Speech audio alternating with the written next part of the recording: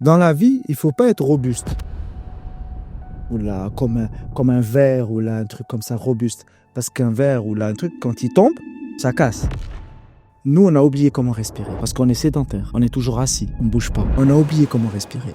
Quand tu respires, tu diminues le stress. Est-ce que tu laisses la décision à l'IA? Imagine l'IA, elle se trompe. Qui c'est, tu vas juger qui? Tu vas juger l'IA ou le médecin? Et imagine, tu vas juger l'IA, c'est qui? Nous, on est fragiles, les êtres humains, mais on est dans l'antifragile. Ça veut dire que dans la vie, on apprend. Je suis fragile, j'apprends et j'essaie d'éviter. J'essaie d'apprendre avec l'action. Je deviens antifragile. L'être humain, quand il a découvert le feu, en fait, il a découvert le feu par hasard, mais la découverte du feu, l'étincelle indique, elle a créé quelque chose d'extraordinaire. C'est pourquoi? Parce que grâce au feu, l'être humain, il a diversifié son alimentation, et ce qui fait qu'il a développé des connaissances et des connaissances plus vite, grâce au feu.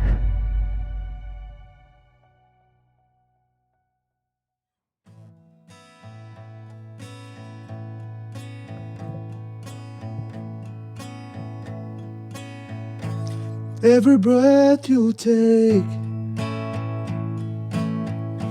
every move you make, every smile you fake, every climb you stake, I'll be watching you. Every word you say, every game you play, every smile you fake, every night you stay, I'll be watching you. Oh, can't you see? We belong to me. I'm a Buddha race with every step you take. Salam alaikum et bienvenue sur un nouvel épisode à Dar Dark. Diouma, l'invité tardana, c'est Dr. Derouis Sofiane. Ouais. Et je vais m'arrêter là, la présentation. Et je te laisse l'honneur de te présenter par toi-même, Voilà, pour ceux qui ne te connaissent pas. Voilà, moi je suis docteur, docteur Derouis Sofiane. Je suis radiologue à Neuchâtel en Suisse. Qu'est-ce que je voulais dire? C'est très difficile de se présenter en fait. C'est un peu déstabilisant dans le sens où j'aimerais pas paraître, comment dire, plus grosse que je suis. En fait, je récapitule, médecin radiologue. J'ai fait de la médecine en Algérie. Après, j'ai voyagé, je suis parti au Canada. J'ai fait un peu de neurosciences. Après, j'ai été recruté en Suisse. Je suis parti en Suisse. Et puis ensuite, j'ai appris beaucoup de choses dans la radiologie, dans la relation humaine et tout. Je suis un passionné, curieux. J'aime la musique, j'aime l'art, j'aime le théâtre. En fait, quand tu es médecin, en fait, il y a un truc qui est important, c'est aimer l'humain. Quand tu aimes l'humain, tu aimes tout ce qui est avec. Tu aimes l'art, parce que l'art, c'est humain. La musique, c'est humain. Donc, quand tu es médecin, il faut aimer l'humain. Qui dit humain, on dit beaucoup de choses. Quand tu dis humain, ça veut dire l'art, ça veut dire la musique, ça veut dire c'est tout ce qui est humain, parce que la musique, l'art, chez les animaux, ça n'existe pas, par exemple. Oui. Ouais. Tu vois ce que je veux dire? Donc, Ouais. et donc, si tu remarques les médecins avant le Xe siècle, le VIe siècle, ou des médecins du temps des Grecs, c'est pas que des médecins. C'était des médecins, mathématiciens, hommes de théâtre, des poètes, des musiciens. Tu sais pourquoi ils étaient médecins? Parce qu'ils étaient curieux de l'humain, curieux du vivant. Donc, ils faisaient beaucoup de choses. Hein. Contrairement à Derouet, les médecins, ils se concentrent juste sur la médecine. Et c'est dommage parce que si tu te concentres juste sur la médecine, tu pourras pas avoir accès à l'humain. Tu auras des techniques, tu auras des techniques, hein, tu es technicien, médecin, technicien, hein, tu vas utiliser des techniques pour faire le diagnostic, mais tu n'auras pas accès à l'humain. Et là, il y aura un petit Je pense que c'est ce qui va faire la différence. Si on a si on peut dire ça comme ça, un bon médecin, un mauvais. Si je c'est peux bien dire dire, ouais. En fait, c'est pas un bon et un mauvais. En fait, euh, c'est comment dire, c'est-à-dire que tu auras accès à l'humain qui est en face de toi, il sera plus profond. Ce sera plus, tu vas aller dans la profondeur. Et donc, tu vas guérir son corps et en même temps son âme. Des fois, je te donne un exemple. Ouais. Je peux? Je m'étale. Je te donne un exemple. Par exemple, si par exemple quelqu'un et te dit j'ai mal au ventre, je vais faire une échographie. Ok. Le médecin te dit douleur abdominale aiguë, tous les mois, il a mal. D'accord? Le patient, il vient, tu fais ton échographie, trouve pas l'explication. Ça veut dire là, qu'est-ce qu'il y a? Il y a un corps qui souffre, mais il n'y a pas d'explication. L'explication, d'accord? Donc, on va pas dire au patient, tu es fou, tu as mal et ton corps fonctionne bien. On va pas lui dire ça, C'est un peu paradoxal. paradoxal. Mais ça veut dire qu'il y a une souffrance quelque part. Cette souffrance. Elle dit que la souffrance qu'il a, le patient, il va la sortir sous forme de douleur abdominale, de douleur céphalée, des migraines. Je sais pas. Donc, si tu as accès au patient, tu as son histoire et tout, il peut te dire, écoute, j'ai eu un choc il y a 10 ans, et tout et tout. Maintenant, j'ai divorcé, j'ai des trucs, ah oui, tu dis, ouais, c'est pour ça, parce que, maintenant. Et toi, tu l'écoutes, et tu dis, ah, c'est pour ça que tu as mal. Est-ce que, est-ce que ton ventre, il est ballonné? Il roule, oui, il est ballonné. Avec les gens qui font des ballonnements ou là, des trucs, ça veut dire que il y a un stress. Quand il y a un stress, le système digestif, il fonctionne pas bien. Donc, il digère pas bien. Qu'est-ce qu'il fait? Il ballonne. Tu vois, là, tu vois, je veux dire. En fait, c'est pas le corps. C'est le corps qui exprime une Réagir. souffrance de l'âme. Donc, tu auras quand même accès à beaucoup plus de. Another level, يعني. Deeper level, Ouais. Je te donne un autre exemple ou pas? Oui, oui. Il y a une dame qui vient chez moi, elle a une boule sur le front. Tu te rappelles l'histoire à dire? J'ai raconté, une boule sur le front, je fais une échographie, je fais euh, le Doppler, par exemple, chauffe les vaisseaux. Est-ce qu'il y a des vaisseaux? Est-ce qu'elle est alimentée par des vaisseaux? Oui, elle est alimentée par des vaisseaux. Une boule au niveau du front. Ok. OK. En fait, je lui dis, mais c'est quoi? Je ne savais pas si c'est tumoral et tout, tu vois. Qu'est-ce que j'ai fait? Je commençais à parler à la patiente. Je me suis dit, tiens, je vais voir le compte-rendu du médecin. Pourquoi il me l'a envoyé? Le médecin, il m'envoie boule au niveau du front. C'est vaste. Ok. Je lui parle, elle me dit, oui, j'ai divorcé, truc et tout, et tout, et tout. Après, elle me dit, non, c'est dommage. Donc, ce qui fait que j'ai fait l'échographie, ben, on discute, elle m'a dit, j'ai divorcé, etc., etc. En fin de compte, quand la je me trouve moche et tout, ah non, vous êtes bien et tout, c'est pas, problème, il est par là et tout. Après, elle m'a dit, oui, c'est vrai, parce que je me trouve tellement moche que j'ai injecté du Botox ici et tout. C'était du Botox qu'elle s'est fait injecter. Toute seule, chez elle, elle s'est fait injecter du Botox. Eh, parce qu'elle se trouvait moche, parce qu'elle a divorcé, peut-être son mari l'a quittée, parce que c'est pas vrai. Mais le fait de parler avec la patiente, de dire voilà pourquoi, voilà, et tout, Un peu, on va dire, tu vois, je veux dire, comment cerner la j'ai cause. fait un diagnostic, pas avec l'échographie, mais avec Le fait de accéder au patient, à l'être humain. à l'être humain. Ok, Je comprends. tu vois, je veux dire, je peux te donner des exemples pleins comme ça. Et des fois, l'être humain qui est en face de toi, il aime la musique, il aime l'art, il parle anglais, il parle espagnol, il parle. Et si tu aimes l'art, oui, elle aime l'art, vous allez communiquer. Elle va te dire autre chose, elle va te dire la profondeur. Tu vois ce que je veux dire? Tu vas très loin. Ça, c'est toujours le cas pour toi?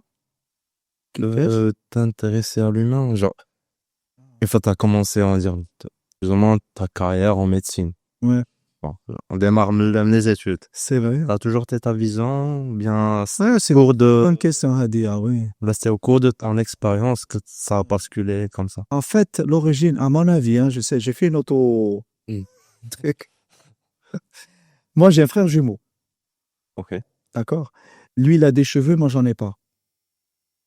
Lui, physiquement, il est vraiment, moi, je trouve qu'il est plus beau, enfin, il est beau, tu vois. Moi, je me considérais pas comme lui, tu vois, je veux dire. J'avais quand même un petit, comment dire, complexe, en fait, par rapport à lui. Moi, je suis droitier, lui, il est gaucher, lui, il est classe, enfin, il est classe. Moi, je trouve qu'il est classe. Il a des cheveux, moi, j'en ai pas, etc., etc. Ce qui fait que même, ah bon, avant, j'avais les cheveux comme lui, mais je considérais que lui, il avait beaucoup plus de succès avec les filles que moi. Moi, j'étais plus timide, tu vois, je veux dire. Et ce qui fait que ça m'a un peu renfermé. Moi, j'étais un peu renfermé avec moi, Mdakhal. Je me protégeais. Donc, euh, c'est parce que quand on sortait le quartier et tout, c'était lui, c'est toujours lui la star. C'était un Tu vois, projecteur toujours allié. allait, tu vois, ou parce qu'il était, je sais pas, comme ça. Moi, j'étais de l'anti-star, vraiment. L'anti-star. Ce qui fait que j'étais un peu, je me retirais, j'avais de l'imagination. Et puis, je fonctionnais avec l'imagination. J'étais seul, tu vois. Quand tu es seul, bah, T'as que toi. tu t'es que toi, Et- tu t'imagines et tout. Après, ce qui est extraordinaire, mais je sais si ça vous arrive à vous, l'être humain, il a une spécificité, il essaie de plaire tout le temps. On essaie de plaire. C'est fou, hein. On Je pense essaie que de c'est plaire. On aime bien être aimé. C'est vrai ou pas? On aime être aimé. ouais. Et quand on considère que les autres aiment qu'une personne, mais pas toi, eh ben, tu fais tout pour être aimé. Eh ben, donc, quand tu fais tout pour être aimé, ben, tu essaies de comprendre l'être humain. Tu sais pourquoi il aime Houa ou pas moi, etc., etc. Je pense que ça vient de là. Ouais, ce master, t'as essayé de chercher, on dira, alors, mathématiquement, Thème- exactement pourquoi, à l'âge de comment et pourquoi Ouais, je le pense que prêt, ça vient de là. Parce que être frère jumeau, je pense que c'est particulier. Faux jumeaux, en fait. Des faux jumeaux, ouais. des vrais faux jumeaux. Donc, lui, il était fort de sport. Moi, j'étais des études. Après, on s'est spécifié. Tu es fort de sport. Alors, moi, je suis nul de sport. Toi, tu es bon dans les études. Alors, moi, je suis nul dans les études. C'était une décision qu'on prenait. C'était pas vrai, en fait. Mais pour se différencier, on prenait. Et puis, les gens, ils comparaient. Ah, mais toi, t'es beau. Toi, t'es moche. Toi, tu es bon dans les études. Toi, tu vois, je veux dire. Et ce qui fait que ça a fait un peu. On a pris une case, on est resté dans la case. Mais c'est pour ça que peut-être que j'ai essayé d'imaginer, d'être dans l'imagination, Ouais. d'être. Je vois, je C'est sais ce qu'on un peut peu dire. plus ce truc-là, je vois. À mon avis, c'est ça, je sais pas. Hein. Après, Peut-être c'est génétique. Hein. après, pour rebondir sur ce propos, ce dernier propos, en termes de différence, je pense que la première chose d'Ego Ali, Ouais, si je me rappelle bien, ouais. ça va, je pense qu'il y a une assez bonne mémoire. Tu considères que la différence, des humains, c'est le savoir. C'est ça, oui, je t'ai Ouais. dit, en fait, maintenant j'ai dit un truc, mais C'est pas le savoir. c'est pas savoir, hein, c'est Pas pas savoir, savoir, non. exactement, mais Il y a deux différences entre toi et moi. Il y a deux différences principales, deux. Euh, il y a l'expérience de vie. Moi, mon expérience, c'est pas la même que toi. ouais. Ça veut pas dire que l'expérience t'a et ou la khrentek, C'est, ouais. mais la différence entre nous, c'est nos expériences. La deuxième différence, c'est que moi, j'ai lu, ce que j'ai appris, et toi, ce que tu as lu, ce que tu as appris. C'est ça la différence. Et donc, mais les deux. Tu vois ce que je veux dire? Ça veut dire quoi? Ça veut dire que dans la vie, il y a deux choses qu'il faut faire. Il faut aller dans la connaissance, savoir, connaître, dans le savoir, parce que tu découvres des choses, et il faut aller dans l'expérimentation. Il faut faire. Si tu fais pas, ton savoir, il sert à rien. Comprends? Ça veut dire que tu vas être, si tu fais que écouter, lire, mais sans faire, tu es un passif. Tu es passif. Et quand tu es passif, ce que t'as appris, eh ben, tu vas pas le pratiquer. Et si tu ne le pratiques pas, ben, tu l'oublies.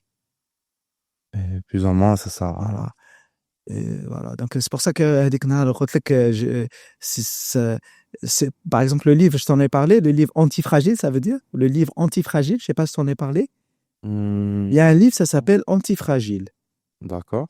Antifragile. Antifragile. Fragile. Antifragile. Fragile, antifragile. Dans la vie, il faut pas être robuste. Ou là, comme un verre ou là, un truc comme ça, robuste. Parce qu'un verre ou là, un truc, quand il tombe, ça casse. Et Oui. quand il est trop solide, tu casses. Par contre, quand tu es antifragile, tu casses pas. Parce que toi, tu es fragile. Nous, on est fragiles, les êtres humains. Mais on est dans l'antifragile. Ça veut dire que dans la vie, on apprend. Je suis fragile, j'apprends. Et j'essaie d'éviter. J'essaie d'apprendre avec l'action. Je deviens antifragile. À chaque fois, je m'adapte. Je m'adapte à ceci, je m'adapte à l'environnement. Je suis là. Non, après, non, j'ai fait une erreur. Je reçois un claque. Oui, allez, j'avance. Et puis, je tombe. Après, je remonte. Après, je tombe. Tu deviens antifragile. Tu deviens pas. C'est un terme top, je trouve. Ouais. Tu restes toujours fragile à chaque fois, mais à chaque fois, tu deviens antifragile. Et pour devenir antifragile, il y a deux trucs importants. C'est le savoir et l'action. Donc, en direction, c'est alors Faire, expérience, faire. Expérience, c'est faire. Tu es médecin, tu pratiques pas, ça sert à rien. Ouais. Après, bon, ça, c'est juste entre parenthèses de savoir généralement, bon, toi, tu lis beaucoup. Voilà. Oui. Je lis beaucoup parce que. Ouais, c'est entre parenthèses que ça lit. Je lis beaucoup parce que mon cerveau, il a un problème, il réfléchit beaucoup. Donc, c'est un problème spécifique. Donc, ça réfléchit beaucoup, beaucoup, beaucoup. Et ce qui fait que pour le calmer, je dois lire. Donc, quand je lis, je le calme. Je voyage, je le calme, et puis après, je dors. Après, tu sais, je sais pas si ça vous arrive. Plus tu sais quelque chose, plus tu veux savoir plus. La curiosité, elle est poussée par ce que tu sais et tu deviens curieux. Après, tu deviens curieux et tu vas plus loin. C'est une effet boule de neige. Parce que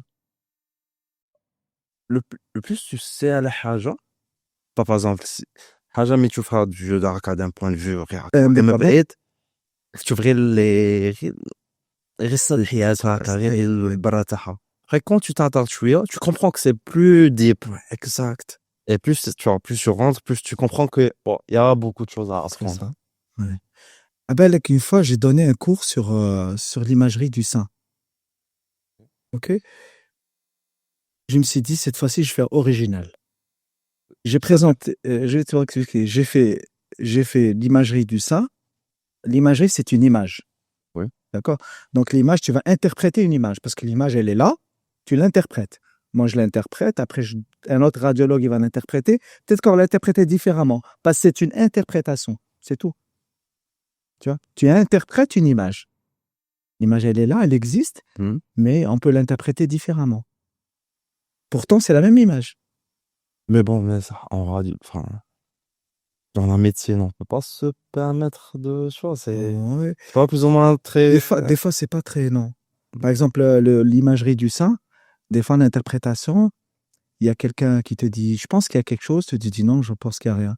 Peut-être que c'est lui qui a raison, peut-être c'est toi, parce que tu vérifies après. Hein. Tu vois, Et puis, j'ai comparé ça avec un tableau. Tableau de peinture. Et un tableau, c'est le couple Arnolfini. Le peintre, c'est Van Eyck. Je ne sais pas si tu connais. C'est un peintre hollandais. Van Eyck. D'accord, bon, je connais ça. C'est un peintre qui peint les portraits, qui peint l'humain. L'humain. Hein. Et puis, c'est un couple qui se tient la main, qui regarde comme ça. Et je leur ai dit, qu'est-ce qui vous représente ce tableau? Ah ben, tu ouvres le tableau, c'est nul, il n'y a rien. Mais si tu vas dans profondeur, par exemple, au-dessus de la tête de la dame, la bougie, elle est éteinte. Au-dessus de la tête de l'homme, la bougie, elle est allumée. C'est pourquoi? Ça, c'est la première information. Après, on rajoute. Quand on regardait la femme, est-ce qu'elle a quelque chose de spécial? Ah oui, ouais, je pense qu'elle est enceinte. Oui, elle était enceinte. Elle avait un petit ventre. Enceinte. Bougie, éteinte. Après, tu vois plus loin, tu vois une chaussure rouge. Une paire de chaussures rouges. La chaussure rouge, ça veut dire c'est quelqu'un qui va se remarier, qui va se marier dans pas longtemps. il achète des chaussures rouges pour la nouvelle mariée. Comment ça se fait que lui, il est avec une femme qui est enceinte et qui a déjà des chaussures rouges alors qu'il y a une nouvelle mariée? C'est pas elle. C'est sûr. Parce qu'elle, elle est enceinte déjà, c'est pas une nouvelle mariée. Tu comprends? En fait, la femme, elle est décédée. C'est pour ça que la bougie, elle était éteinte. Elle est décédée parce que quand elle a accouché, elle est morte. Ok. Et derrière, elle avait les chaussures rouges parce que lui, déjà, il prépare. C'est un nouveau mari. Et puis quand tu revois aussi encore le plus, tu vois le miroir, il y a un miroir dans le tableau. Et derrière le miroir, il y a 2 dames. Ok. Tu vois? Et donc les dames, ils ont un rapport avec le décès de Hadik, etc. Et on commence à interpréter. Je suis avec le tableau. Qui à la base, c'était. À la base, était. Alors le tableau, si tu le vois, regarde-le, le couple Arnold Fini, il n'y a rien de spécial.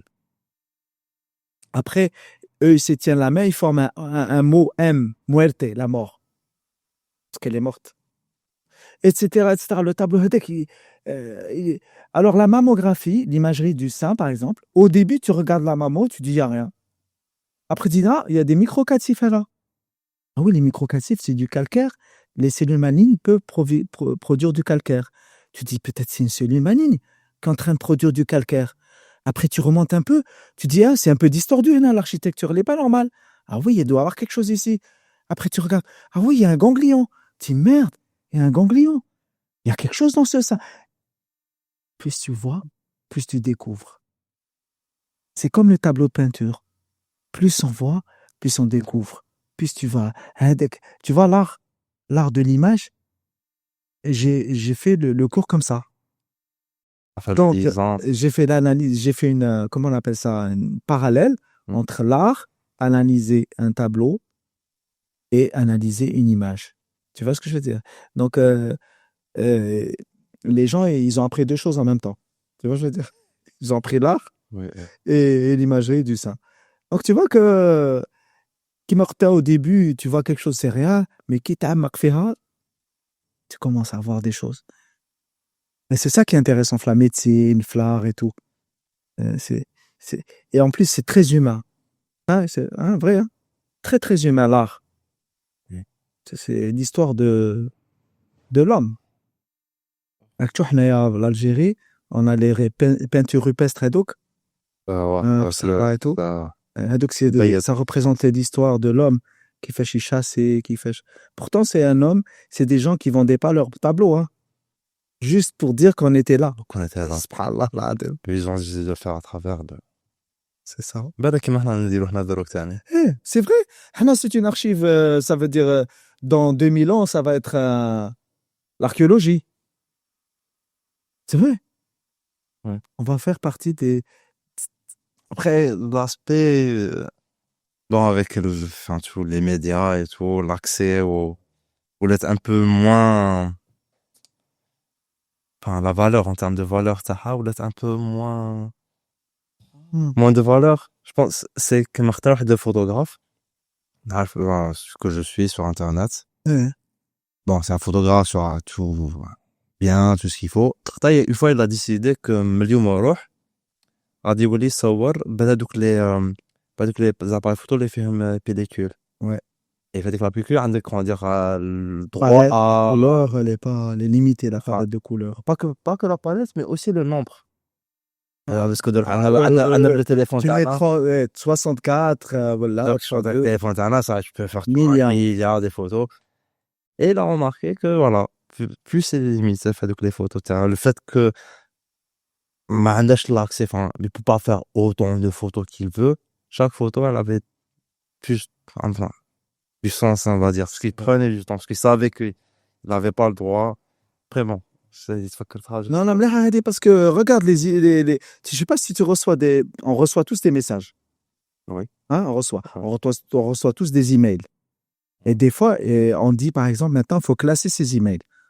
Parce que tu as tellement de messages que tu dois les classer. C'est tellement. Avant, on communiquait comment? Une lettre. Une lettre, ouais. Une lettre, elle était longue. Ça avait. Comment tu écris une lettre? Tu te poses. Déjà. Tu dois prendre du temps. Tu prends ton temps. et tu écris, tu effaces, tu écris, tu effaces. Mais tu dis, c'est bon, de la lettre, je vais l'envoyer. Dès que la lettre, elle met du temps pour arriver chez toi. Tu continues ta vie, mais la lettre, elle est partie. Elle met du temps, dès que la personne, elle lit la lettre. Mais comment elle va lire la lettre? Elle va recevoir ma dadek, elle va la prendre, elle va l'ouvrir, elle va se poser. Avec, elle va mettre, ça va être du plaisir pour elle de lire et que c'est quelque chose de posé. Mais maintenant, vas-y, comment tu lis tes emails? C'est comme ça, tac, tac. Maintenant, il y a même résumé. Même tu peux même si tu veux pas même lire, tu mets résumé. C'est vrai ou bien? Ouais. Tu sais comment on appelle ça?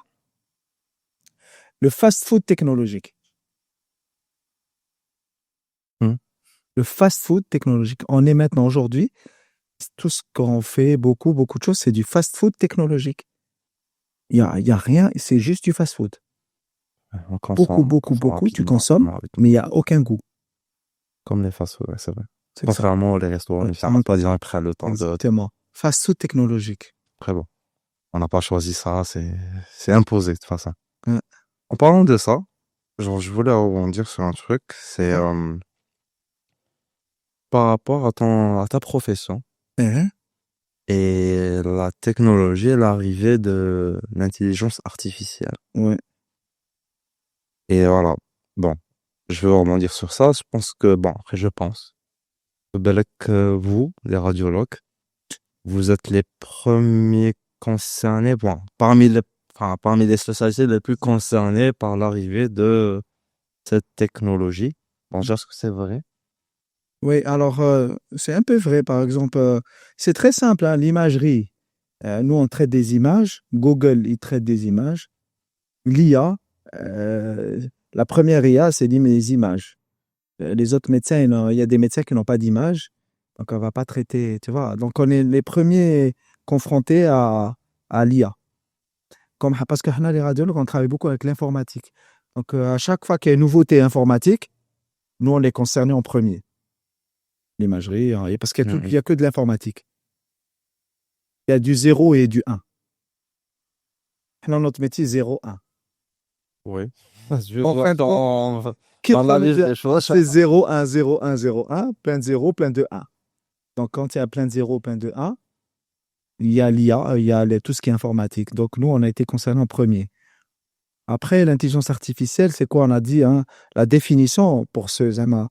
Zema, si on essaie de limiter, enfin, la définition, on va un peu la mettre. C'est des données. Oui. Tu as un algorithme qui va traiter les données. Tu vas computariser tout ça, l'ordi. Après, tu as une sortie. C'est ça l'intelligence artificielle. Oui, si on peut généraliser un peu. Donc, données, algorithme, computer, sortie. C'est ça. Hein. Donc, le problème, la solution, c'est que c'est très rapide parce qu'elle va traiter des données, beaucoup plus de données que nous, on traite. Elle a beaucoup plus d'informations, beaucoup plus de données que moi, en tant que radiologue. Peut-être moi, mon cerveau, il a vu peut-être, par exemple, 100 000 images. Mais l'ordi, il a traité 1 million d'images. Donc, c'est pas la même chose. Donc, il a traité beaucoup plus d'images. Et puis, après, il y a l'algorithme. L'algorithme, c'est une boîte noire. Hein. Est-ce que tu penses que ça... Je sais pas comment dire ça, mais... C'est là le métier du radiologue. Non, est-ce que tu penses que t'es un peu menacé? Ouais, c'est bien, mais je pense que c'est pas menacé. Hein. Je pense que tous les métiers vont changer. Je pense que les radiologues de demain, c'est pas les radiologues d'aujourd'hui. Donc, on aura le choix. La radiologie va peut-être fusionner avec la chirurgie. Ce sera radiochirurgien. Tu penses? Oui, parce que le chirurgien demain, il va opérer avec l'image. Donc, si tu opères avec les images, il faut maîtriser l'image. Et ceux qui maîtrisent l'image, c'est des radiologues. Oui. Et les radiologues, ils font de l'interventionnel maintenant. Nous, on fait beaucoup d'interventionnel. On fait pas que le diagnostic. On traite les douleurs. Par exemple, aujourd'hui, j'ai travaillé un an. Je leur ai montré comment faire des infiltrations pour traiter des douleurs de l'épaule. J'infiltre tout ce qui est épaule, genou. Donc, je fais plus dans l'interventionnel, pas comme dans le diagnostic. Parce que l'aiguille, quand je la mets, je sais où je la mets. Par contre, un chirurgien, ta l'échographie, c'est pas où mettre l'aiguille, c'est pas où elle est l'aiguille. Ouais. Il voit pas l'image, il connaît pas l'image. Moi, je mets ma sonde, je mets mon aiguille, je regarde mon aiguille, je suis au bon endroit, j'injecte le produit là où il faut. Alors que le chirurgien, il peut pas le faire parce qu'il traite pas. Donc, puisque je fais juste mon aiguille, la bourse, j'injecte. Demain, je vais avoir accès à beaucoup plus de choses pour opérer avec l'imagerie.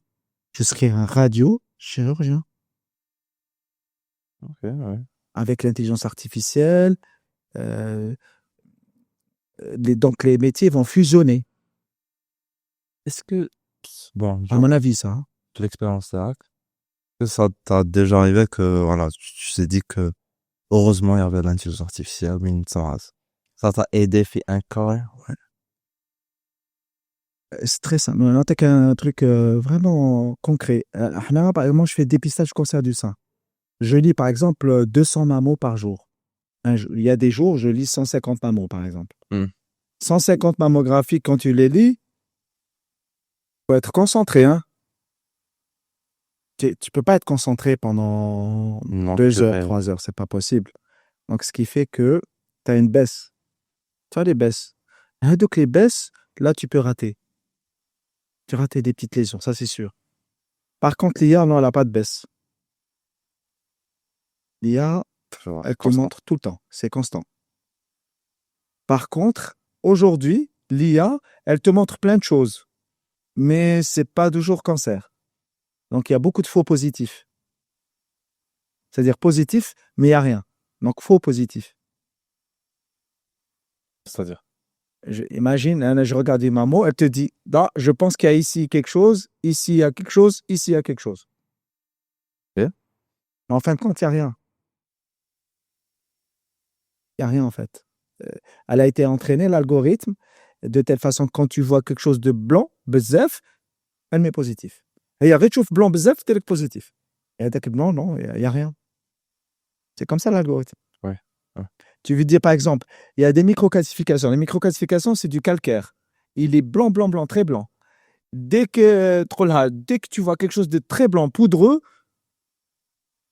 tu mets un rond. Et il y a tout de suite, tu as un rond. Mais donc, les microclassifs, ils sont bénins. Après, est-ce que ça va déjà mettre un faux négatif? Exact. Après, il y a des faux négatifs. L'IA, des fois, il y a des choses qu'elle ne voit pas. Et le radiologue, il a vu. Oui, ça peut exister. Mais eux, ils disent que l'IA, elle ne rate pas.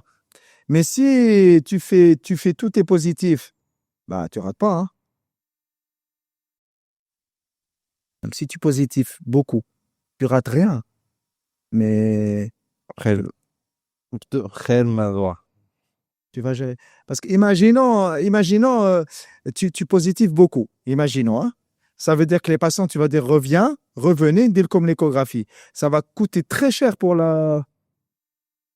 Ça coûte l'échographie. En fait, non, vous avez rien. Ça coûte et puis tu stresses les patientes. Tu les convoques. Parce qu'il y a la positivité, venez, tu fais écho, tu dis il n'y a rien. Tu les stresses, ça coûte de l'argent. Donc, on ne peut pas se permettre de faire beaucoup de faux positifs. Ça coûte très cher. Donc, je comprends. Voilà. Par contre, les microclassifs, on ne les voit pas toujours là, quand on est fatigué, par l'IA à chaque fois qu'elle les voit. Donc, ça aide. J'espère que c'est pas trop technique, ou là, ça. Non, non. Mais... Et est-ce que tu laisses la décision à l'IA au final?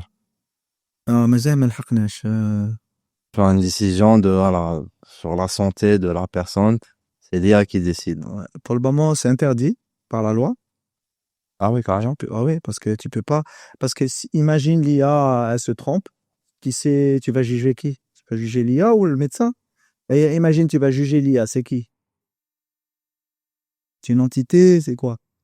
Tu vas juger quoi? Tu vas juger qui? Quoi? Oui, Comprends? Donc, s'il y a un problème, point de vue éthique, point de vue juridique, l'IA, c'est quoi?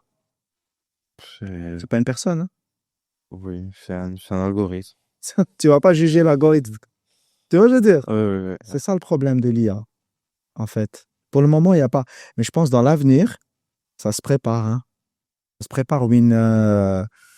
On va essayer de faire du juridique pour l'IA sur, par exemple, euh, Des prises de décision. prise des décisions. Ouais. Ok. Et bon, il y a un autre point. Cette année, bon, غادي نبعدو شوية على la radiologie, parce que je sais que راك en vacances, non? Ouais, on est en vacances. شكون ما جيش هنا باش تحكي على الآخر. والله العظيم. Ça va, on est en vacances, هنا Warren, c'est tranquille, c'est bien. C'est ta ville natale? C'est pas ma vie, c'est la ville natale de mon père, en fait. Mon père, il est né à Oran. Ok. Et Mdi Jdida. Il est né en Mdi Jdida. Ah. Et on l'a enterré à Oran aussi. Voilà. وانت تاني Ah, Alger. moi, je suis né à Alger, à Boulourine. J'ai vécu à Fredra, à Alger.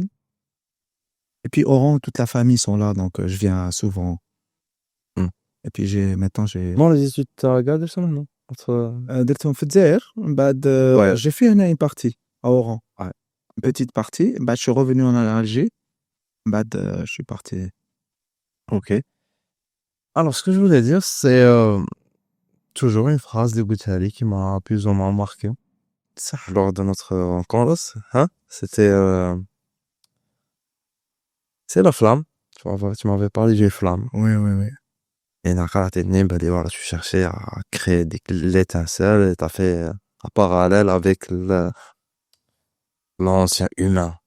Exact. C'est vrai. J'ai parlé de l'étincelle, je me dis je t'ai parlé, je me rappelle, ouais. Et il y a le but quand tu enseignes, quand tu enseignes, tu fais un enseignement, ou la prophétie, on a dit, hein, le mot prophétie, hein, ça vient de professeur, il professe. Hein, le prophète, sallallahu alayhi wa sallam, c'est quelqu'un, Dieu, le Coran, il est clair, il est là, mais le prophète, il avait une mission, prophétie, et carré, il l'enseigne. C'est ça? Ouais. Ouais. Mais le prophète, quand il a prophétisé, il a créé des étincelles. C'est ça qu'il a créé, lui. Il a créé des étincelles, et on est en 2025. L'étincelle, l'islam. Mais le prophète, il a créé juste une étincelle. Il a vécu pas beaucoup, enfin, par rapport à ce qu'on voit aujourd'hui. Il a vécu jusqu'à 60 ans, mais tout ce qu'il a dit, il est resté jusqu'à aujourd'hui. Donc, il a créé une étincelle. La deuxième étincelle, c'est l'humain. En fait, c'est pour ça que quand il professe, c'est carré. Faut pas. Les gens, ils peut-être vont comprendre 20% ce que tu vas dire, peut-être, ou là, ils vont prendre 20% ou là, 10% ce que tu as dit. Par contre, il y a quelque chose qu'ils vont prendre. Si tu crées l'étincelle, c'est à vie. Créer quelque chose chez l'étudiant, il se dit, waouh, ça c'est top. J'aimerais être comme lui. J'aimerais faire ça. Tu crées juste l'étincelle. C'est comme si tu plantes une graine. Et lui, il va. C'est ça les vrais, ceux qui professent. Tu comprends?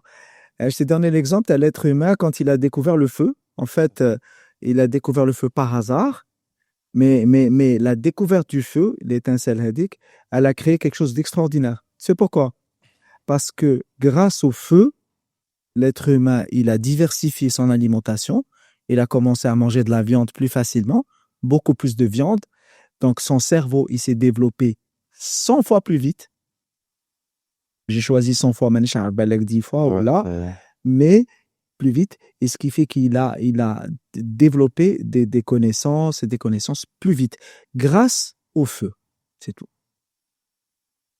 Grâce à une étincelle. Tu vois l'étincelle, voilà. Au-delà qu'on parle de l'IA. Tu commences par une étincelle. Et là, on est dans le 2025, on est vers l'IA. Tu t'imagines?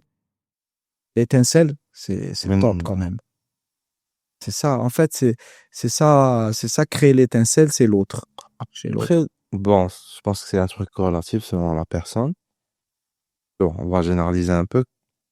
À ton avis, chez la haja qui peut créer l'étincelle chez une personne, Chez les jeunes. chez les gens, qu'est-ce qui peut créer l'étincelle chez eux? À ton avis? Ouais. Je vais te raconter une histoire. T'as une vieille. Oui, bon, allez, vas-y. T'as une patiente vieille. Ok. Je fais l'échographie, une patiente d'un certain âge. Donc, on je vieille. On d'un certain âge. D'un certain âge, elle commence à raconter des histoires comme ça. Elle m'a dit, mes petits-enfants. Elle m'a dit, ouais, j'ai dit, c'est top, les petits-enfants et tout. Elle m'a dit, docteur, si je vous raconte mon histoire, c'est incroyable. Je dis, c'est quoi? Qu'est-ce qui s'est passé?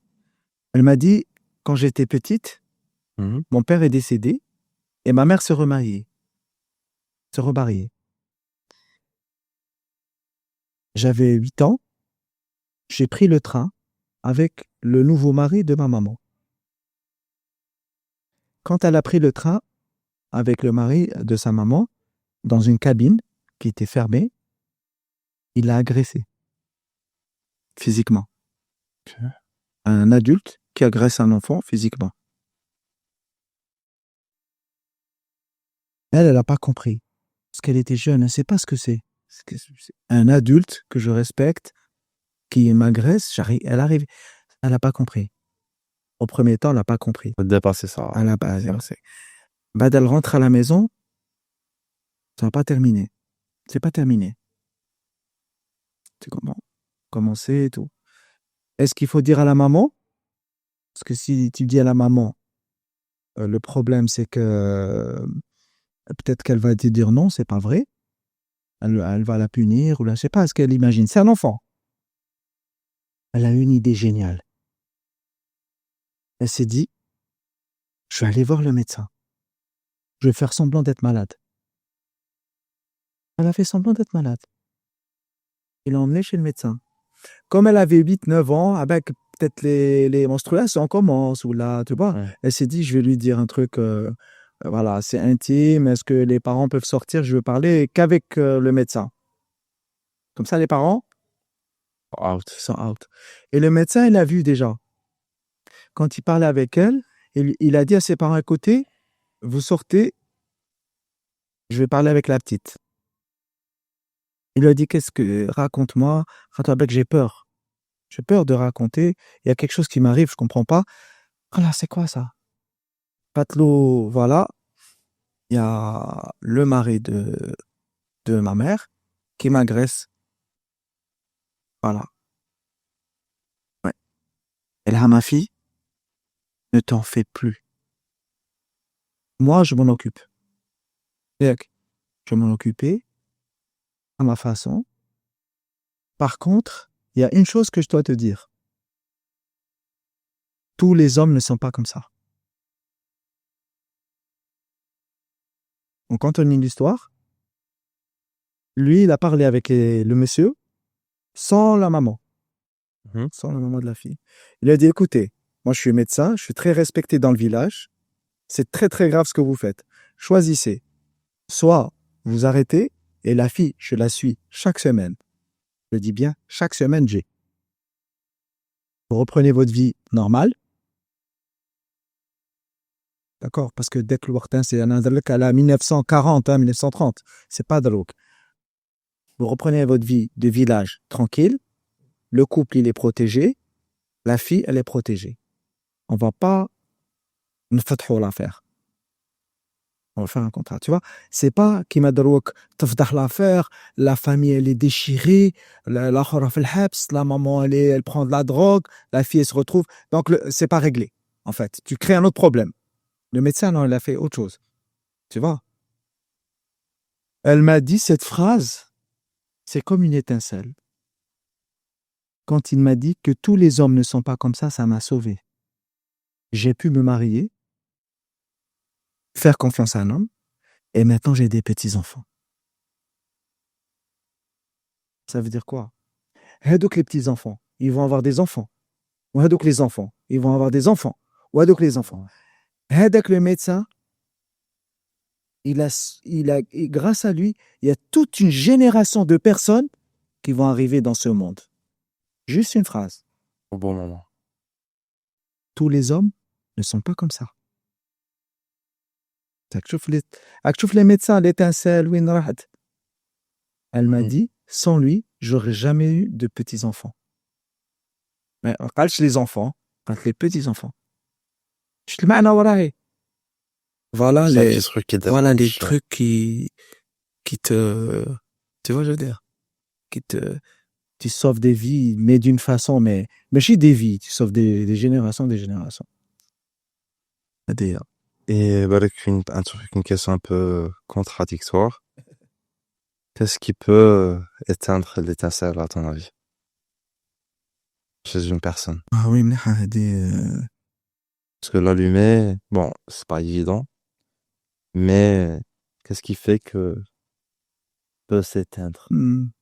Après, je sais que ça reste Tu sais, relatif. quand tu éteins une étincelle, ça veut dire que la personne, tu l'humilies. L'humiliation, ça éteint l'étincelle. Si tu humilies quelqu'un plusieurs fois, tu peux éteindre l'étincelle. L'humiliation, c'est la pire des choses. Et et ne pas respecter, il n'y a pas de respect, l'irrespect, l'humiliation. Ça peut éteindre l'étincelle. Par contre, chez d'autres, l'étincelle s'éteint, هذاك ومن بعد ما تجبر يخليه, il l'entretient, ومن بعد بصح le problème c'est que il y a toujours il aura toujours une séquelle. Il y a une séquelle هذيك تاع. Le problème, c'est que c'est des trucs du quotidien, avec ces trucs. On remarque pas qu'il y a un goût. Exactement. Bon, le manque de respect, on a L'humiliation surtout. L'humiliation. Quelqu'un qui fait des efforts et tu l'humilies, tu éteins l'étincelle, gars. Okay. C'est possible qu'il devienne dangereux, hein, le type, hein, la personne. Il peut devenir dangereuse parce qu'elle a plus d'âme, plus de rien. Elle est vide. Imagine quelqu'un de vide. C'est serial killer, hein, un vide. Ouais. C'est un killer. Oui, c'est à partir de là qu'on devient. Serial killer, tu es vide. Il n'y a rien. T'as un objectif, c'est nourrir tes instincts. Point barre. Et le reste est vide. Imagine un homme vide un homme vide où il n'y a que des instincts qui restent. Waouh. C'est grave, hein. C'est ça, les serial killers. C'est des gens qui n'ont plus d'étincelles et qui restent que les instincts. Et يبقى له غير les instincts. C'est waouh. Ouais. Bon, déjà, le contexte de la classifié MAC, déjà, c'était santé et innovation. On parlait surtout de L'intelligence artificielle et le rapport avec la médecine. La radiologie en même temps. Plus précisément, la radiologie, bon, ce qui est ta profession, ton domaine. Et j'ai entendu parler que voilà, il y avait une certaine collaboration entre des développeurs et, on va dire, les développeurs, oui. De l'informatique, des développeurs web et tout, enfin, l'intelligence artificielle et des radiologues. Ouais. Alors, c'est un groupe de radiologie, le groupe 3R, il a une aile ou une recherche-développement, un département recherche et développement. Et le département recherche-développement, il travaille avec comme tu disais, des ingénieurs, des gens qui font, en fait, c'est un groupe qui élabore des logiciels ou des algorithmes dans le cadre de l'IA, dans la médecine, notamment dans la radiologie. Ils sont spécialisés. Donc, on a collaboré avec eux. Donc, qu'est-ce qu'on a fait? On faisait des réunions multidisciplinaires. Il y avait des ingénieurs, des architectes informatiques, des gens qui font l'algorithme, des mathématiciens.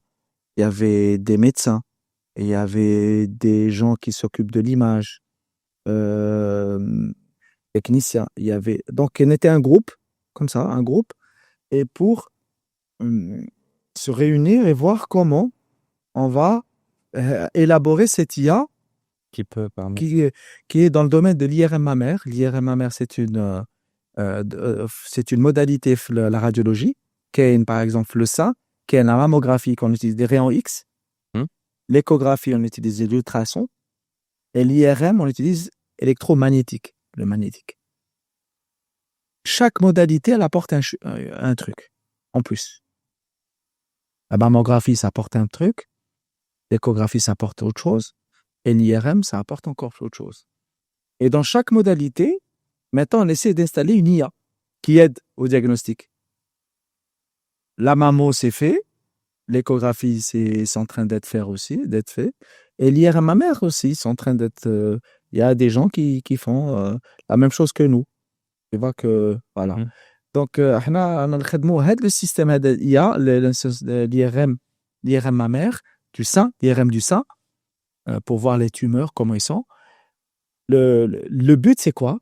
Il faut savoir que, juste, je te raconte vite fait, que les tumeurs. Elle est belle que les tumeurs, c'est extraordinaire. C'est quoi une tumeur? C'est une cellule qui devient folle. Tout simplement. Elle est folle, par contre, elle veut se développer. Elle veut se développer, elle veut aller loin. Elle est comme, c'est une folle. Tu comprends? Elle augmente, elle adore manger. Elle adore manger, elle adore, donc elle se développe. Mais pour se développer, qu'est-ce qu'elle fait? Elle fabrique des vaisseaux, des artères, des veines pour aller plus loin. Dans le corps, je vais aller bouffer encore. C'est ça les cellules malignes. C'est ça des tumeurs. Et nous, on a su qu'elle fabrique des vaisseaux. Elle fabrique des vaisseaux. Ah oui, elle fabrique des artères et des veines. Ok, d'accord. Pour se développer, pour manger. Il faut qu'elle mange. Là, comment on va la voir? On se dit, on va injecter un produit de contraste. Un produit dans les veines, et donc ils vont partir dans la circulation artério-veineuse, circulation. Et donc, eux, comme ils sont vascularisés, et ça va les allumer avec le contraste. On va les voir. On va faire passer un produit Pour pouvoir voir voir la tumeur. C'est comme si tu as un problème dans une autoroute, mais tu ne sais pas où c'est. Qu'est-ce que tu fais? Tu allumes les téléphones portables, là où il y a les autoroutes, où ça bouchonne. Et tu regardes tes portables où ils s'allument, tu te dis, ça bouchonne ici. La même chose. Alors, on envoie le produit de contraste, ça va sur les autoroutes, veines, artères, et ça va déboucher sur cette tumeur qui, elle, fabrique des vaisseaux. Mais elle les fabrique d'une façon anarchique. Et elle la fabrique beaucoup, artères et veines. Ce qui fait qu'est-ce qu'elle va pas? Elle va prendre le contraste vite. Et elle va se vider vite. Parce qu'il y a beaucoup d'artères, il y a beaucoup de veines. Et c'est comme ça qu'on la voit. Et c'est comme ça qu'on sait que c'est une tumeur maligne. Pourquoi? Parce qu'une tumeur bénigne, elle a des vaisseaux qu'elle utilise qui sont là. Elle va se remplir doucement et se vider doucement. Parce qu'il n'y a pas beaucoup de veines, il n'y a pas beaucoup d'artères. On sait que c'est une tumeur bénigne. Tu comprends? Et nous, grâce à un produit de contraste, on va savoir que ça, c'est une tumeur maligne. À peu près, je te vulgarise. Et comme ça, et on mesure la courbe de rehaussement. C'est la courbe de rehaussement. Comment elle se rehausse? Si elle se rehausse vite, elle descend vite. Elle a beaucoup de vaisseaux, beaucoup de veines, beaucoup d'artères. Parce qu'elle se rehausse vite, parce qu'il y a beaucoup d'artères. Elle se vide vite parce qu'il y a beaucoup de veines. Artères, veines. Tu comprends? On se dit ça, c'est une tumeur maligne. Ok, je comprends. Ouais. Voilà. Donc, on va voir. Et puis, au début, on se disait tumeur maligne, tumeur bénigne, c'est tout. Mais non, dans la réalité, c'est pas comme ça. Il y a plusieurs types de tumeurs malignes. Il y a les tumeurs malignes très intelligentes. Il y a des tumeurs malignes. Qu'est-ce qu'elles font? Je suis normal. Elle est ronde, normale. Elle n'est pas spicule, elle n'est pas irrégulière, elle n'est pas floue. Elle est normale. Comme une tumeur bénigne. OK, mais Mais Ria, elle joue un jeu. Pourquoi elle est comme ça? Parce elle avance tellement vite. Parce que les autres tumeurs malignes qui deviennent irrégulières et tout, pourquoi ils sont en train de lutter? Parce que le corps, il est en train de... Et moi, qu'est-ce qu'ils font? Ils essaient de partir par là, par là. Ils deviennent un peu irrégulières parce que tu sens qu'il y a quelque chose qui les retient, mais donc, au moment où ils essaient de sortir, elles deviennent irrégulières. On sait que c'est une tumeur. Mais les autres, elles sont tellement fortes. Elles sont rondes. Elles se développent plus. Il n'y a même pas de résistance. Elle n'a pas besoin d'hormones pour se nourrir. Parce que la plupart, c'est des tumeurs qui ont besoin d'hormones, œstrogènes, progestérone pour se nourrir. Hado, elles n'ont même pas besoin d'hormones. Elles se nourrissent sans hormones. et comment? Autrement, avec les vaisseaux sanguins. Et elles se nourrissent sans hormones. Elles se développent vite. Et nous, les radiologues, on se dit non, ça c'est bénin. Mais non, on se dit non, mais celui-là, c'est un monsieur qui est costumé, cravate. C'est comme moi, je suis une dame, je suis une femme. Je vois un monsieur sérieux, costumé, cravate, hatta, mais c'est un salopard. Comment tu sais? Parce que quand il parle pas très bien. Tu dis, c'est pas ça. Qui va chez les costumés, il parle comme ça, c'est pas normal. Ou là, il est violent, ou là, tu sais, il y a un petit truc. Une tumeur ronde, je suis une femme de 55. Non. Ah ouais. C'est apparu hier? Avant, elle n'existait pas? Elle existe maintenant? C'est pas normal. T'es rond, je te fais pas confiance. Je vais faire une biopsie quand même. Tu vois? Elle est costumée, hatta, bien parfumée, Mais et je fais pas confiance. Alors, on s'est rendu compte avec le temps qu'il y a plusieurs types de tumeurs. Les tumeurs qui n'ont pas besoin d'hormones. Il y a d'autres tumeurs qui ont besoin d'hormones, œstrogènes, progestérone, pour se nourrir. Il y a d'autres qui ont besoin de trucs, etc., etc.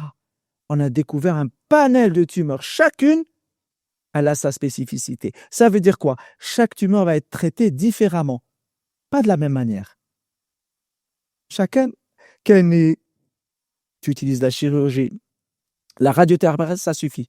Tu fais pas de chimio. Non, il faut la chimio. Il faut hormones. On a découvert qu'il y a un panel de tumeurs malignes. Il y en a plein. L'IRM, maintenant, on va pas voir s'allume ou s'allume pas. Tumeur ou pas, tumeur maligne ou pas. Pas que ça. On veut aller plus loin.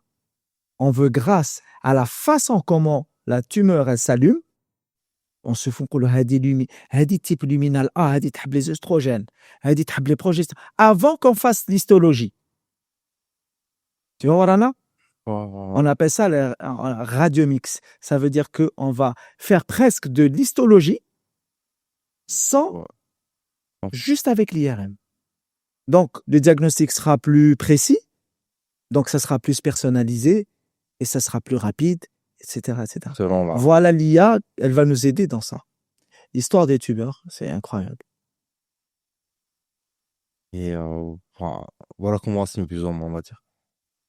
Alors, Wassim, déjà, on peut savoir que cette tumeur, elle est plutôt maligne ou pas, déjà.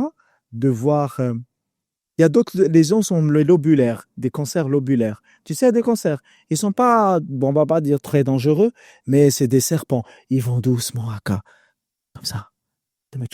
Ils vont comme ça. La maman, c'est difficile à voir. Elle essaie d'être invisible.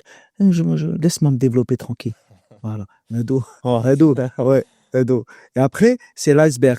Tu te dis, attends, il y a juste un peu. Et quand tu fais l'IRM, tu trouves, wow, c'est comme un serpent il y a plein. Il y en avait plein, alors que tu croyais qu'il n'y avait qu'une seule. Tu comprends? Il y a d'autres, ils fabriquent du calcaire. Du calcaire, ouais. Du calcaire. On appelle ça calcification. Elle fabrique des calcaires. Les calcaires, elle les fabrique de façon anarchique. Quand tu vois la maman, tu vois juste un petit peu de calcaire, c'est tout. Tu dis que c'est pas méchant? Non, tu dis que c'est méchant. Tu dis, ah oui, mais tu dis, elle mesure 3 mm. C'est juste le point de l'iceberg. Il y en a plus. Juste un petit bout, elle a fabriqué du calcaire. Mais il y a plein où elle n'a pas fabriqué du calcaire. Elle est plus grande. Tu vois, je veux dire, c'est passionnant. Mais c'est là qu'on rentre l'IA. l'IA, oui, C'est donc, les serpents, les c'est ça. L'IA, l'IA, l'autre but, c'est l'IA, elle va faire même du préventif. Elle va te dire, attention, il y a un petit truc, elle dit, reste aller plus loin. Par exemple, ou là, l'avenir de l'IA, c'est, tu sais ce que c'est l'avenir de l'IA? C'est l'IA, on va dire on va dire à l'ordi ou la logiciel, tu sais, cette femme, elle a 40 ans, elle a une maman qui a eu un cancer du sein, elle est diabétique, fumeuse, euh, elle a 2 enfants, divorcée, tu lui donnes toutes les informations. Elle a fait une fois un truc, une fois un truc, l'IA, elle additionne tout ça, elle te dit celle-là, elle voit la maman et te dit celle-là, tu vois ça, ça va devenir un cancer. Selon toutes les les informations, données qui a les informations. Et c'est une masse d'informations que l'être humain ne peut pas. guerrières. Ah non, non. Ouais. Elle va te dire, par exemple, cette femme, elle risque de faire un cancer dans 5 ans. Ou là, elle te dit, etc., etc. Donc, l'IA, c'est ça le but, en fait. Le stress, il est cancérigène, en fait, indirectement. Parce que c'est très simple. Imagine, tu stresses tes cellules, tu vas sécréter des hormones, des substances, des toxines et tout. Ça va agresser tes cellules. Tu es d'accord? Les cellules qui sont agressées, le risque, elles deviennent folles. Le risque, Non, et si elles deviennent folles, ça crée des tumeurs. Si on peut, Zama, vulgariser. c'est généralisé, ouais. Pour lutter contre le stress, il y a des gens qui que je vais lutter contre le stress, qui fait dire. Et la méditation. C'est l'un des moyens de. Ça, c'est quoi la méditation en fait? Méditation, je fais du yoga. La méditation, c'est se recentrer sur soi, c'est-à-dire tu te ressentes sur toi, tu réfléchis, tu respires. Tu sais qu'il y a, je sais pas, il y avait un médecin qui disait que on ne sait pas comment respirer. Parce que normalement, quand on respire comme ça. Tu es d'accord? Ouais. On respire avec le poumon, d'accord? Et c'est pas comme ça qu'on doit respirer. Parce que comme ça, quand tu respires, tu as juste de la partie du poumon. Il faut pas oublier qu'il y a une de la partie du poumon qui est là. La base, elle est plus grosse que le sommet. Parce que le poumon, j'ai hagda. Donc, si tu fais là, tu peux même étendre ce que tu veux, mais il y a une limite. Donc, s'il faut étendre, c'est la base. Ouais. La base. La base, c'est là où tu as plus de. Par contre, pour étendre la base, il faut respirer avec ton ventre.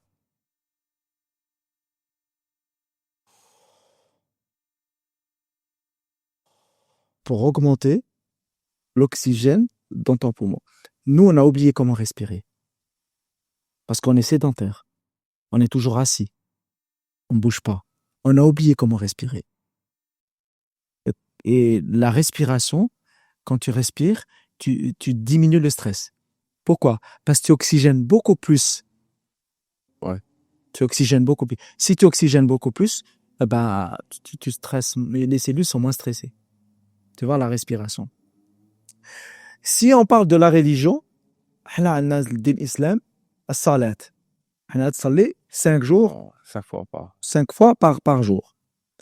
Si on réfléchit bien à salat, on va approfondir salat de façon un peu plus scientifique et religieuse, ok? As-salat, c'est quoi? Tu fais des gestes. Là, tabat, non, il faut être concentré, hein. Geste, truc, tu te concentres. Rabbi, علاش قالنا نصليو؟ باش نعبدوه. Mais pas que. Parce que Rabbi, il est immense. Allah, il est immense. Nous, on n'est rien. Il n'a pas besoin de. Il n'a pas besoin d'un microbe. Mais chez Abdo, il n'a pas besoin. Par contre, Dieu, il veut nous protéger. Il nous protège. 5 fois par jour. كل خطرة يتفكر يقول لك تفكر. Va méditer un peu. ريح. Recentre-toi un peu. Recentre-toi. 5 fois par jour, tu te recentres. 2 minutes. Bismillah, Allahu Akbar, Bismillah. Et bien, t'es tranquille. Tu vois? Et tu te ressens. Mais il faut vraiment méditer كي تصلي. C'est pas هذيك الصلاة تاع خصني بالخوف اللي كيدين الظهر والاخر اللي كيدين نعاود نشرب الكوميرس دراهم. C'est fait exprès باش 5 fois dans la journée, il y a d'autres religions c'est une fois, mais nous c'est 5 fois. 5 fois où tu te recentres. Mais si tu la prends comme ça, salat, c'est un anti-stress. Mais si tu le prends comme un devoir, عندك devoir خصك ديره منها خصك منها ماشي un anti-stress, tu le prends différemment. Tu comprends? Donc c'est un anti-stress. Donc méditation, que tu sois dans n'importe quelle religion, même si tu n'as pas de religion, ceux qui n'ont pas de religion, ils font une autre façon de méditer. Nous, on a notre religion, on a une autre façon de méditer.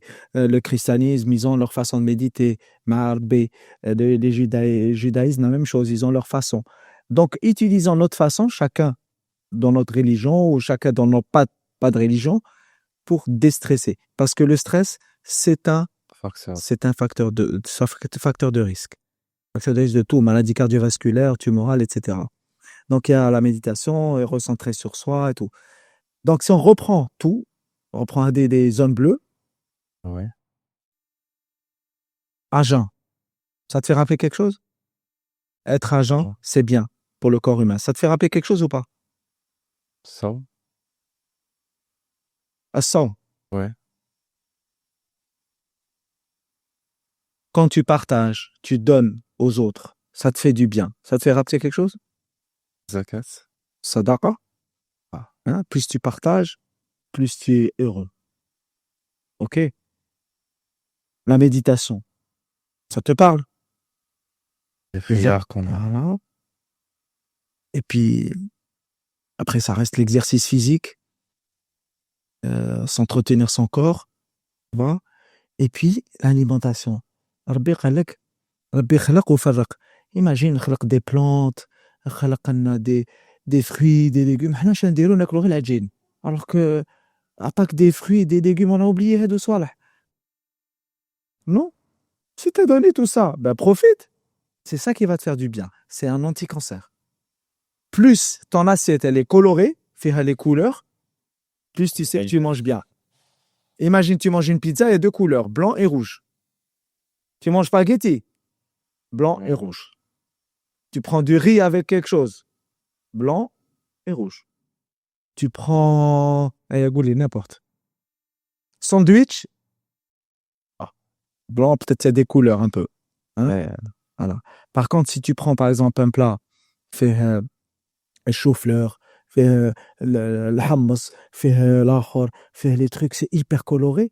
Alors là, tu es sûr que tu manges bien. C'est un anti-cancer aussi. Donc la prévention, là, c'est simple, on n'a pas parlé de produits, on n'a pas parlé d'antécédents, on a parlé que des trucs naturels. Voilà la prévention contre le cancer du sein, etc. en premier. Après, la prévention, bien sûr, qu'il y a les gens qui viennent faire des mammos, dépistage, c'est-à-dire c'est préventif. On essaie de découvrir la tumeur quand elle est petite. Parce que si on découvre la tumeur petite, des fois, on n'a pas besoin de chimiothérapie. On peut la traiter. Tu sais, ça veut dire quoi, chimiothérapie? Tu sais ce que c'est, chimiothérapie? Il y a chimie, il y a thérapie. Tu utilises la chimie pour guérir. Tu sais, la chimie, tu sais ce qu'il y a? La chimie, le problème, c'est qu'elle détruit tout, même les cellules bénignes. Parce que la chimiothérapie, quand tu la prends, elle ne détruit pas que les cellules malignes. Elle va détruire même les cellules bénignes. Elle n'est pas sélective. Elle n'est pas sélective.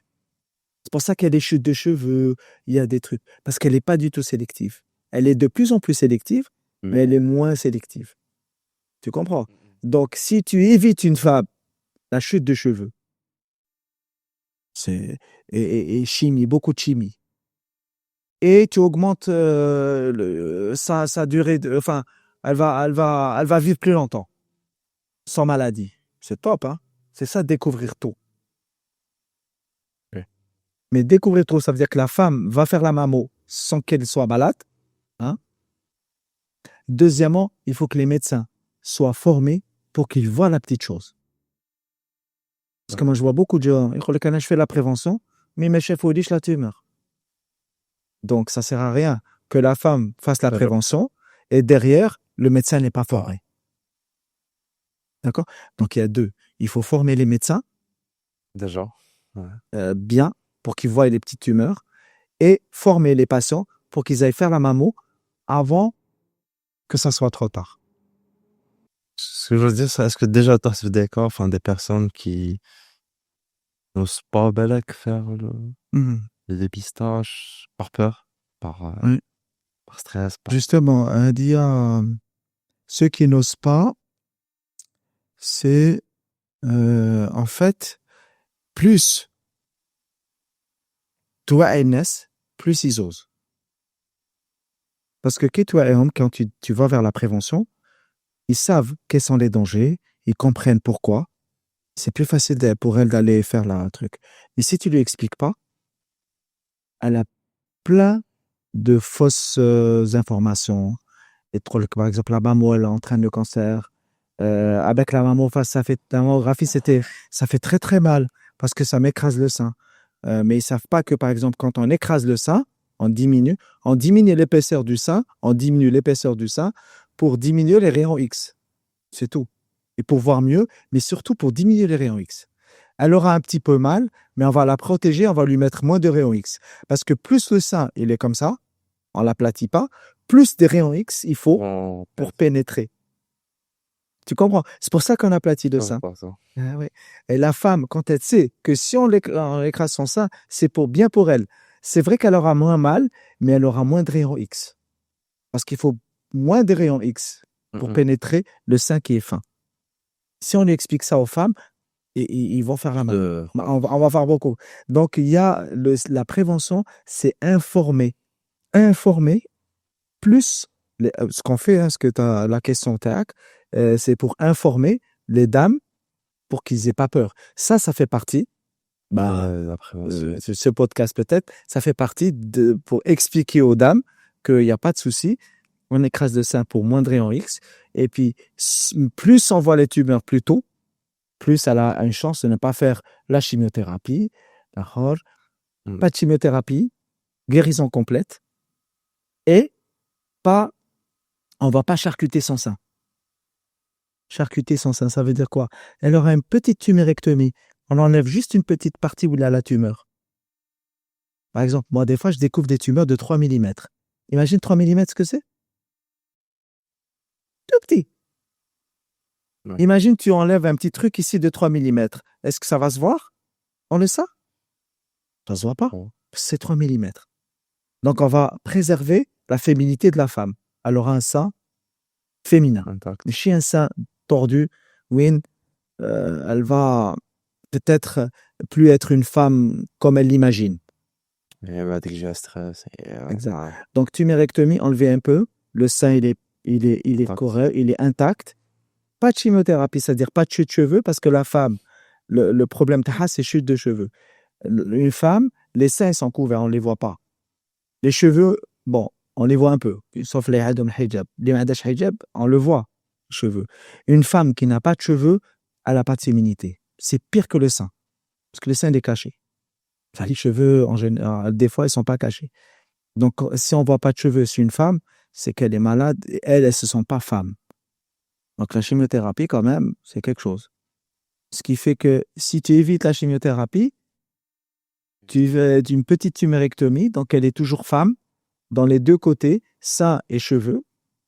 Tu comprends? Oui. Et en plus, elle est guérie 100%. C'est top.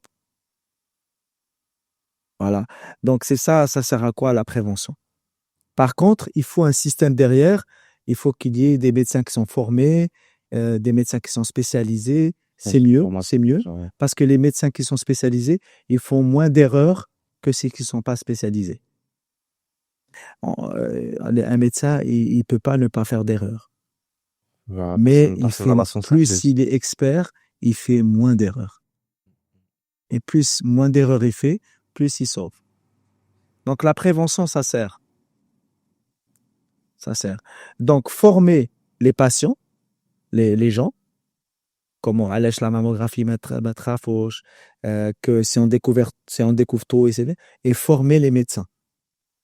Il y a deux choses qu'on doit faire. Former les patients et former les médecins. Et les deux, c'est top. Top. Mec, Anna, j'ai plus d'expérience que toi, parce que c'est pour ça que je sais ça. Mais après, toi, par exemple, dans 5 ans, peut-être, tu sauras beaucoup plus de choses que moi. Hein.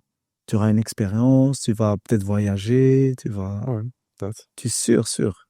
Moi, j'ai connu des jeunes, à Dartmouth, j'étais étonné, parce qu'ils ont de l'expérience.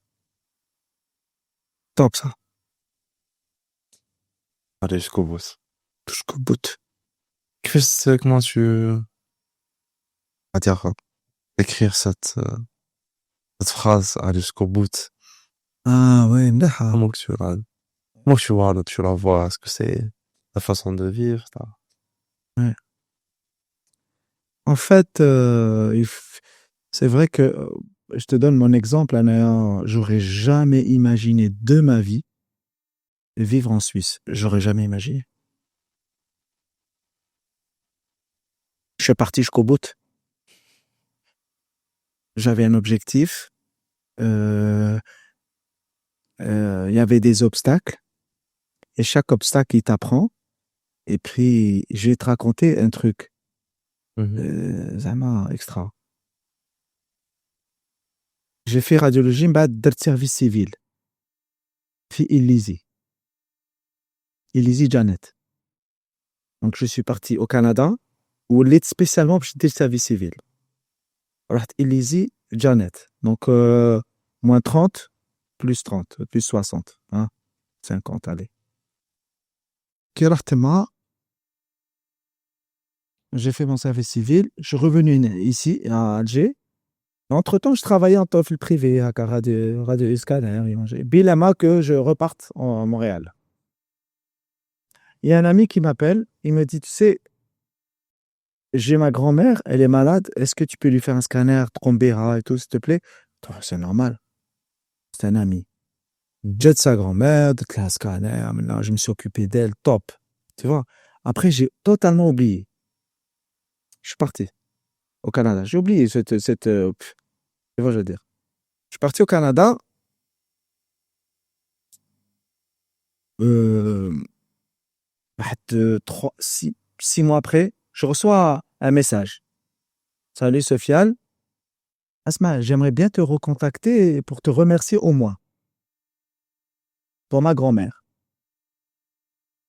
Ok. Donne-moi ton téléphone. Je donne mon téléphone, Canada. Il m'appelle. Salut Sofiane, ça va? Ouais, ça va bien. Ouais, je Canada, je prépare, on est en train. Allez, ça va, je m'adapte au Canada et tout, c'est bien. Allez, merci pour ma grand-mère, vraiment, c'est très gentil. Wallah, يعطيك الصحة ما خصتش عليها j'étais là pas payer. Bien sûr, quand même, je vais pas faire payer ta grand-mère. C'est vrai. Il m'a dit, t'aimerais bien qu'on ouvre quelque chose en Algérie et tout, je viens de quitter l'Algérie, j'ai pas les moyens. Je peux pas, Zama, j'ai pas les moyens, il faut avoir les moyens. Toi, tu as les moyens? Il m'a dit non, j'ai pas vraiment les moyens.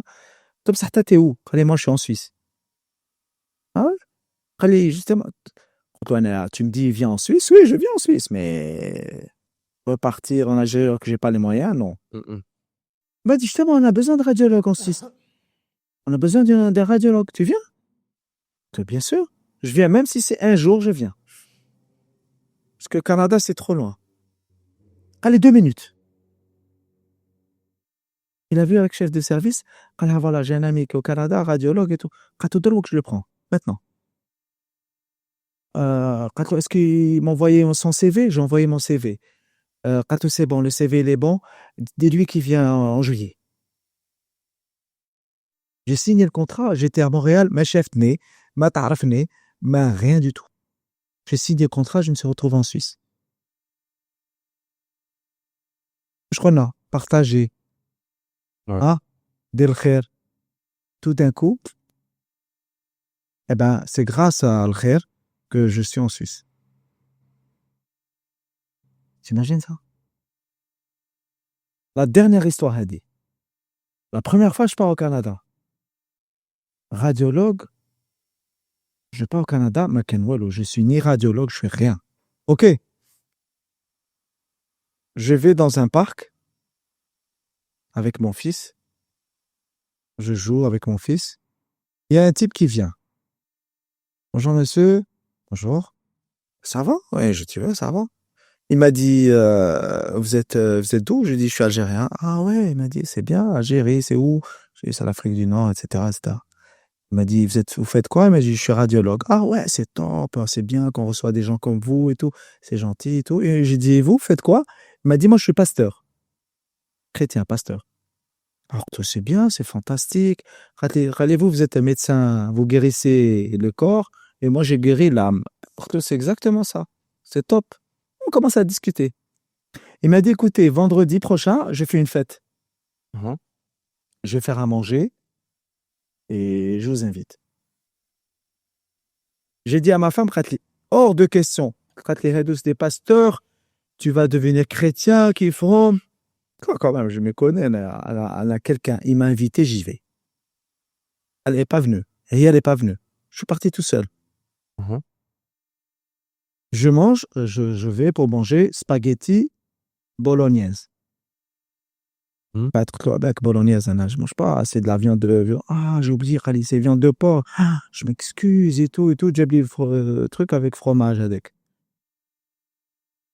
J'ai discuté, j'ai connu plein de gens là-bas. C'est vrai qu'il y a des gens qui étaient. Enfin, j'ai rencontré des gens qui étaient pas chrétiens, qui sont devenus chrétiens grâce à lui. Enfin, oui, grâce ou je sais pas comment tu. En bas, Khalid, j'ai quelque chose à te dire. Pars pas. Oui. Je me suis dit, c'est sûr qu'il va me raconter des histoires. Ouais. Pourtant. Allez, tu sais, je connais le président de la Société canadienne de radiologie.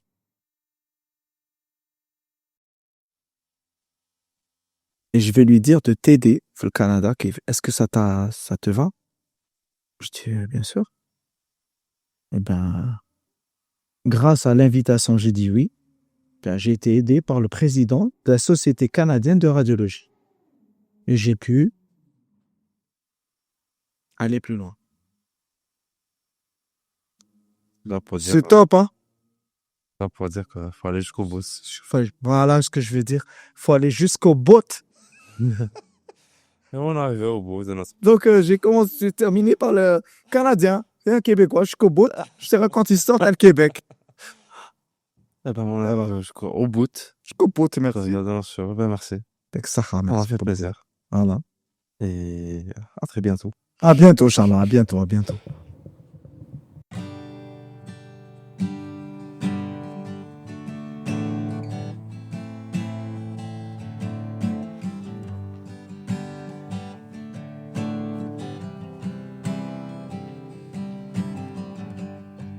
My heart said this best for me. I can't use it anymore. Is it too dark to see?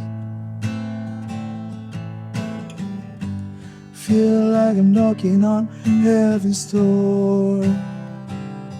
Yeah, yeah, yeah. No, knocking on heaven's door.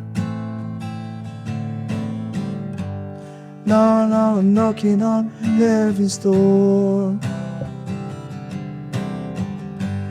No, I'm knocking on heaven's door. No, I'm knocking on heaven's door.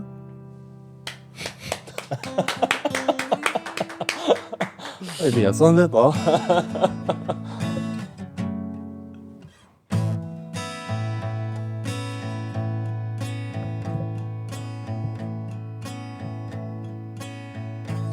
Every breath you take,